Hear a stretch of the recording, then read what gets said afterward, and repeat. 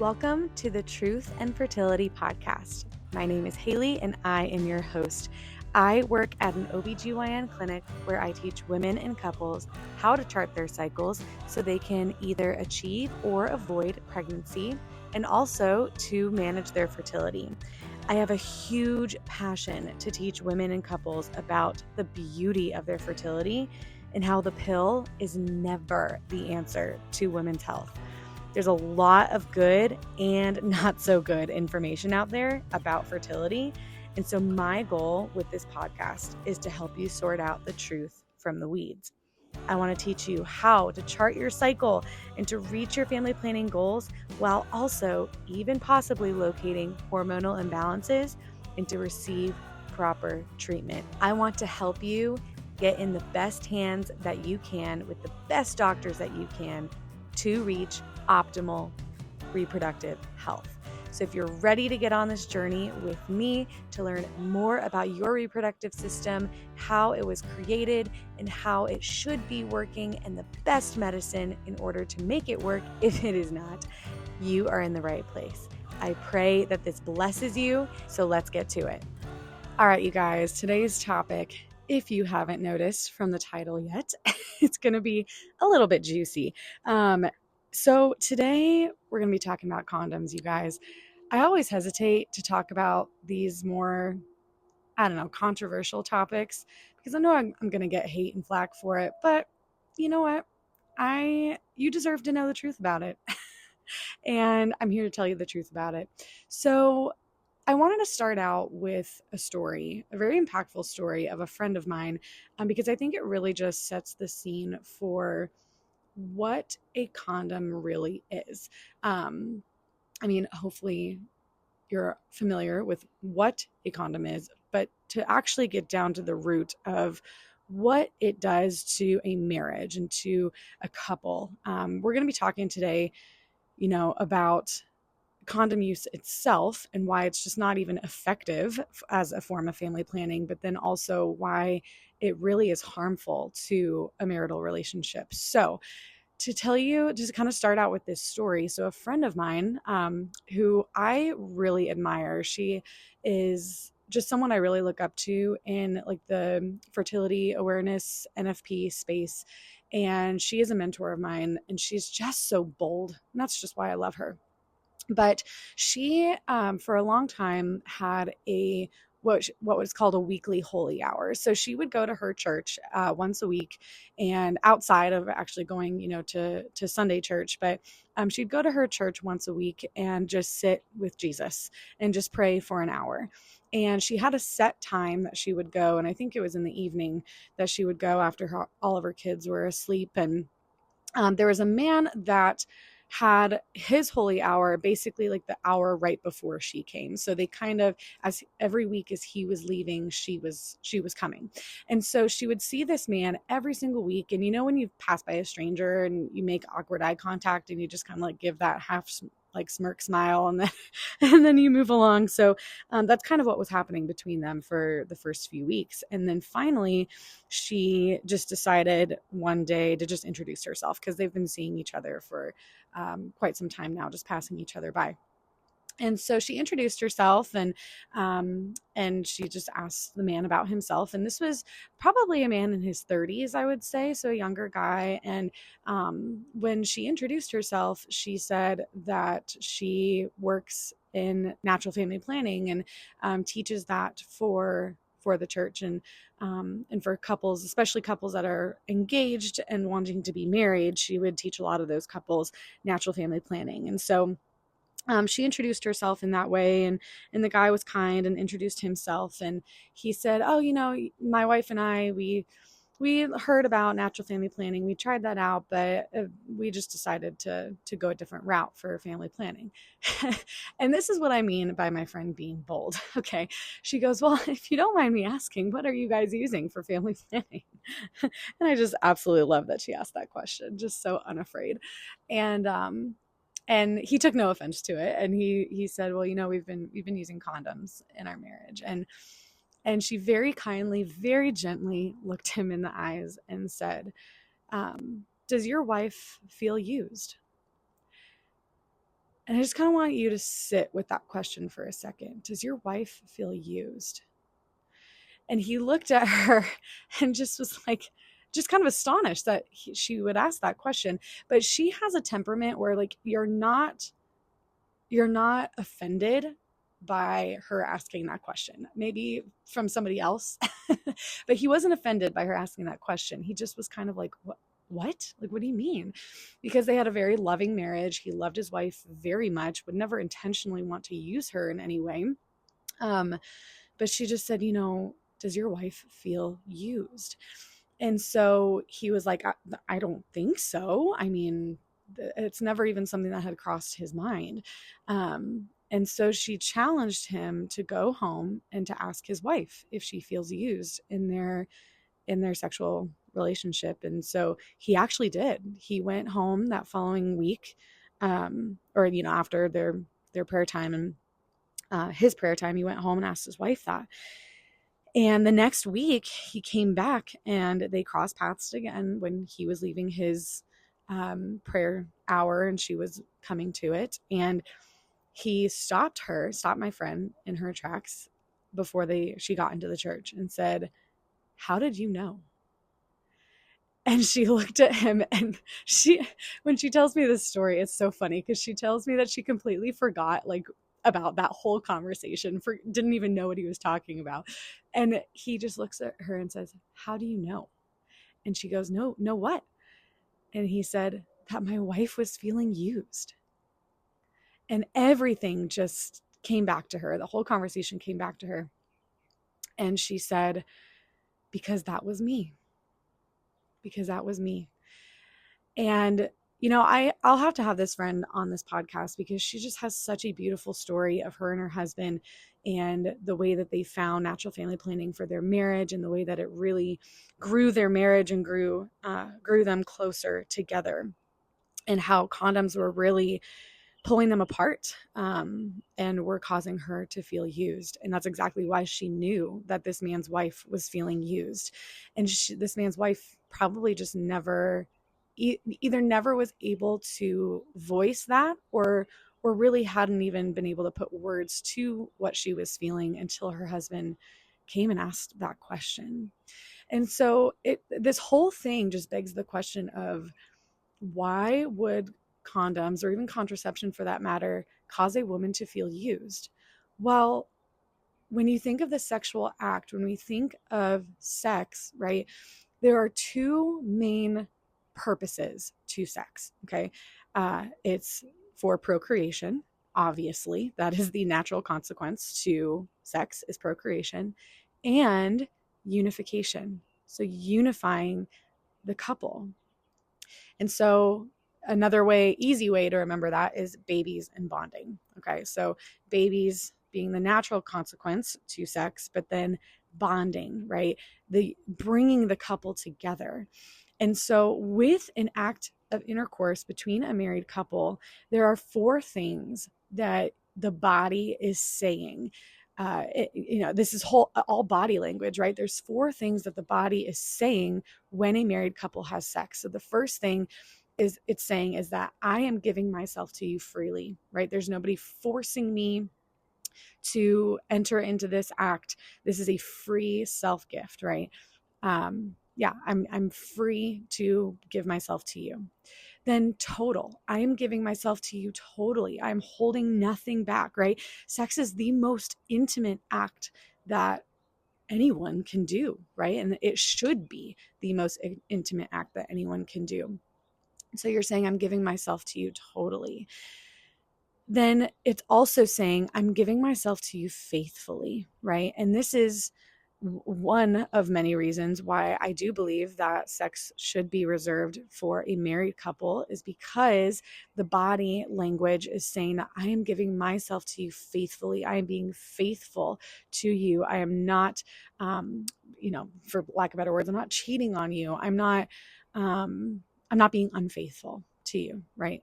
And then the last one is fruitfully. So we had free, total, faithful, and then there's fruitfully, right? Like in any act of love, whether it's sexual union or even just any act of love or of service, there should be fruit from it, right? It shouldn't, love cannot be put in a box. Love must expand. The love in itself cannot be contained. It has to bring fruit. That is like a rule of love. If it is true love, it must be fruitful. It cannot be contained in and of itself. And so the most natural way that sex is fruitful is that it produces babies. Right? And so now, free, total, faithful, fruitful, when somebody is using a contraceptive, and I'm going to be talking about condoms specifically here, right? It actually violates those ways that the body should be communicating to the other of how it's giving itself as a gift to the other, right?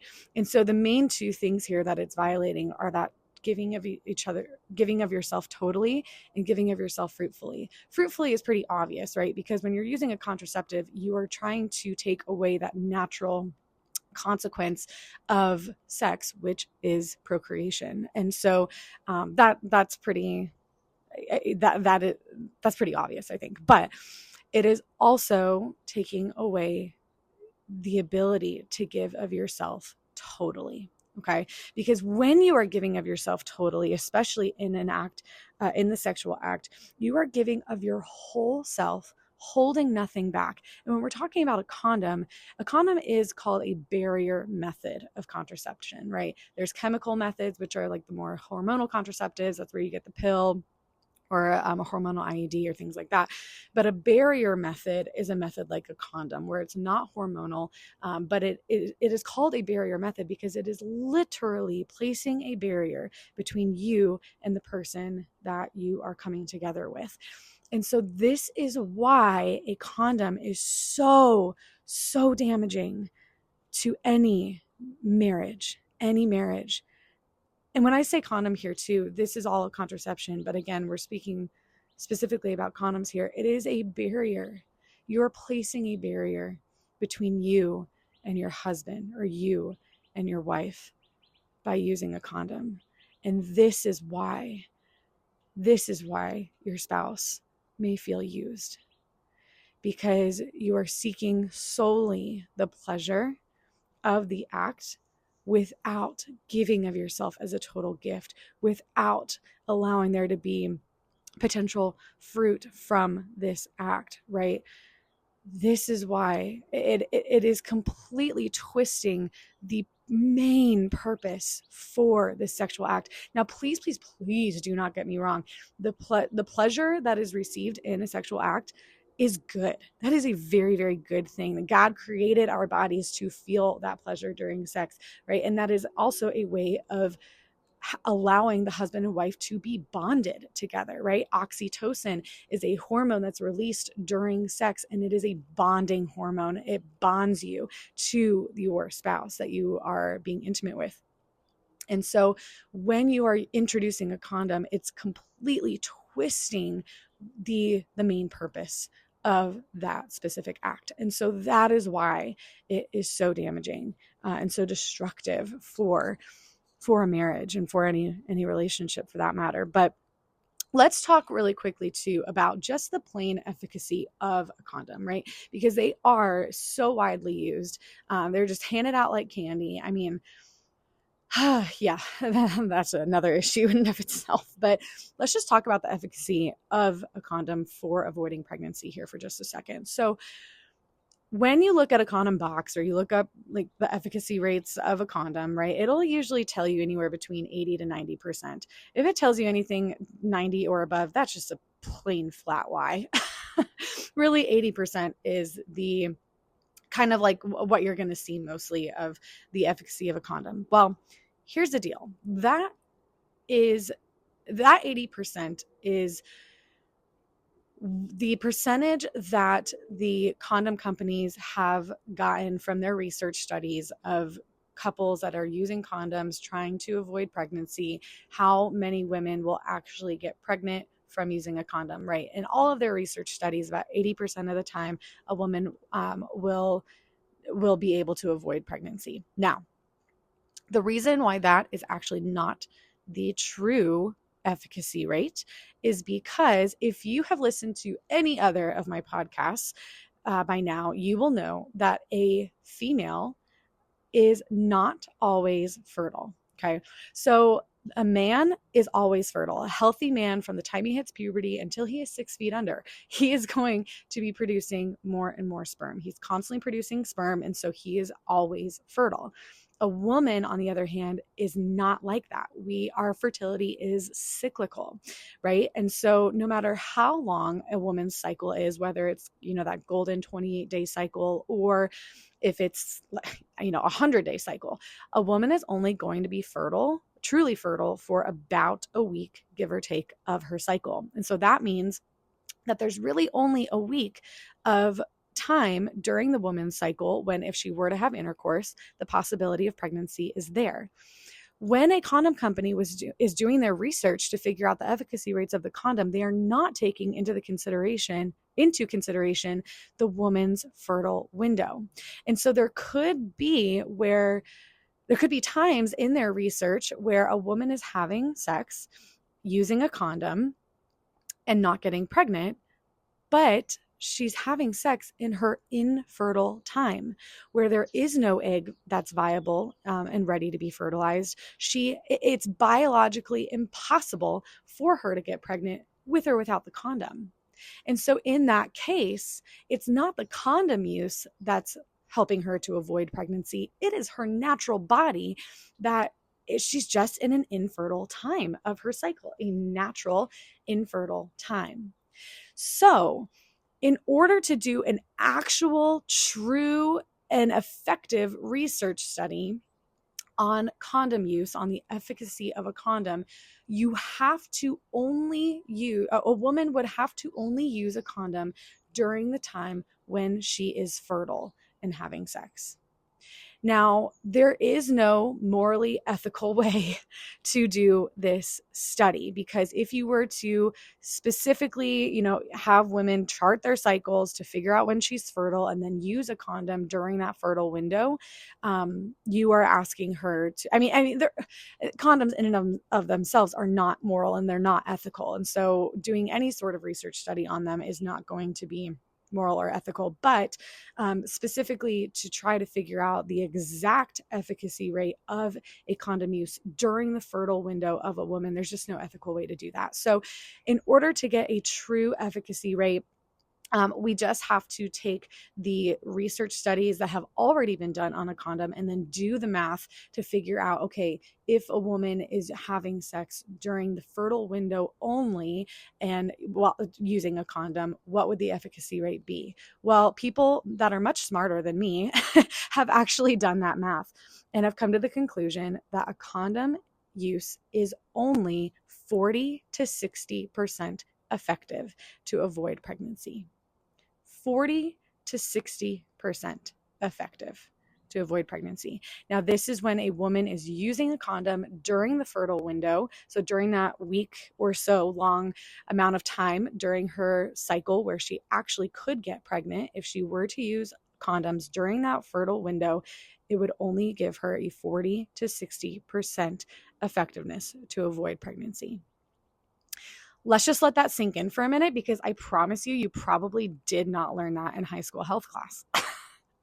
Nobody knows this. This is like the great lie I am telling you the truth behind the great lie of condom use, or really just any contraceptive use. It is just horrific. And so when a couple is using any contraceptives, it's probably because they are trying to not get pregnant. And so think about what would happen then for that woman who was not told this information, had sex during her fertile window, used a condom and used it correctly even, but the condom failed in its purpose of what it was trying to do, and she gets pregnant. There's a lot more issues here that come into play. And so this is why, oh my gosh, you guys, this is just such important information to know that women and couples are not told. And it is such an injustice. So I am here to tell you the truth of this. And I just want to let you just kind of really think about this, let this sink in, and make this information known. Okay, this is information that must be told, is information that must be known. It cannot be hidden anymore. The fact that condom use can pull a couple apart because it completely, again, like I said, I mentioned in the first part of this podcast, it completely goes against everything that the body is saying during sex. It completely goes against it. It twists what the sexual act is for. And it's not even effective. It's not even effective. So I have a better option for you, you guys, because I'm not going, I don't want to end this being like, okay, well, good luck. I never want to leave you there. I never want to leave you there, because there probably will be times in any marital relationship, in any marriage, where the couple, for prudent and good reasons, must avoid pregnancy. Avoiding pregnancy is not the issue itself, right? It's the way that a couple goes about it. And so if you are in a place where you have decided right now would be a good time to try to postpone a pregnancy, there's a much better option for you than a condom, than the pill, than anything else, right? And that better option is charting your cycle. It's not the easiest option, and I don't teach it because it's easy. I teach it because it is so incredibly worth it for your marriage, for your health. Everything about it is just so much better, so much healthier. This is why I teach women and couples how to chart their cycles. I teach this because it is totally, completely healthy. There's no side effects to it.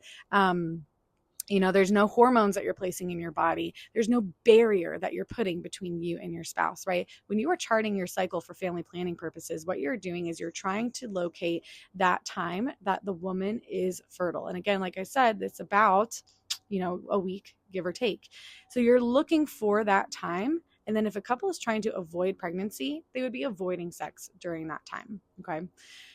That's just kind of like the bare bones of it. Now, the other reason why charting your cycle can be so helpful is because when you are charting your cycle, you're looking for different biomarkers or different signs that your body is giving you to tell you when you're fertile, when you're infertile. But it can also be really, really helpful in figuring out, do you have any hormonal imbalances?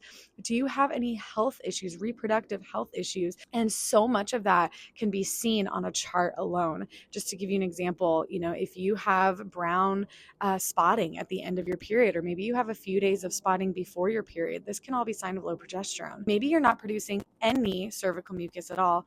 I digress really quickly. I realize I'm digressing, but I have a whole podcast on cervical mucus. This is the biomarker that you're looking at when you're charting your cycle. But so much of it's all directed by hormones. And so when you're observing it and you're charting it, you can see exactly what your hormones are doing. And so it is so much healthier for you because you're able to see exactly what your body is doing and exactly the way that it was designed and what it's supposed to do. But you are also, it is just so much healthier for your marriage to be charting your cycle. And this is something that you can do with your spouse too. Whenever I am teaching a married or engaged couple how to chart their cycle, I always, always, always tell the husband or the male to take over the chart. It's because the woman is doing so much work to actually observe her biological signs during the day. And so for the man to be involved in this, the absolute best way for that to happen is that he takes over the charting. And so what that causes is it requires, even if it's just like a 15 to 30 second conversation at the end of the day, it requires communication about fertility. It requires communication about, do we want another baby right now? This should be an ongoing conversation between a husband and a wife. And when a woman and a couple are using contraception, the communication ends. It's either just a pill that the husband is just, trusting that his wife is taking every day, or it's just, oh, we're going to use a condom this time, or whatever it is, right? There's no true communication there. And so when you are charting your cycle, there's a required communication about that. And that in and of itself can have so much good can do so much good for the marriage and just bettering that communication. But yeah, anyways, there's so many good things about it. And so if you are in a place where you want something different, you want a different option for your marriage, for your family planning, please, please, please, please get in contact with me. I am taking clients at this time. At the point of this podcast being released, I am taking new clients. And so if you are wanting a better option for family planning, if you are wanting, maybe you have some reproductive issues that you want a better option for than just the pill that you're taking or whatever it is, please get in contact with me. I would love to teach you how to chart your cycle. I would love to guide you and your spouse, or even if you're a single woman listening to this, I would love to guide you in just learning how to chart your cycle and being more aware of your body, being empowered by knowing that good knowledge about your body. Just such good stuff. So if you are interested in learning how to chart your cycle, please visit truthandfertility.com and you can shoot me an email from there. Just there's a little bar at the top and you can just hit contact and get in contact with me, shoot me an email, let me know that you want to get started and we can work together and I can guide you through this process. I would love to help you on this journey of family planning, fertility, all the things. Thank you guys so much for listening to this podcast. Please, if you don't mind taking 2 seconds just to give me a 5-star review. If you enjoyed it, written review would be great because that is how this podcast can get in other people's ears so they can hear the truth about their fertility as well. So leave a 5-star review and I would love to hear from you if you are enjoying this podcast. If you have any questions or suggestions for new podcast topics, I would love to take those as well. So again, if you want to start learning how to chart your cycle with me, that's truthandfertility.com. I do everything virtual, so I can teach you even if you are across the country or across the world. So I would love to have you get in contact with me at truthandfertility.com. All right, you guys, it has been a blast talking about this, and I will talk to you guys again next week.